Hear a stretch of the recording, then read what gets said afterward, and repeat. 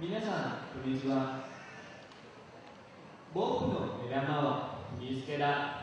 砂粒にしか見えないちっぽけな卵。顕微鏡の中で大きな音を立てて息づいている小さな小さな生命。黒く見えるのは目玉。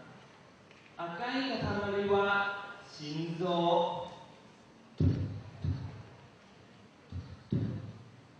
絶え間なく流れる血液。見えるものはたったそれだけなのに、あと何日かすると、この形のはっきりしないちっぽけな工場が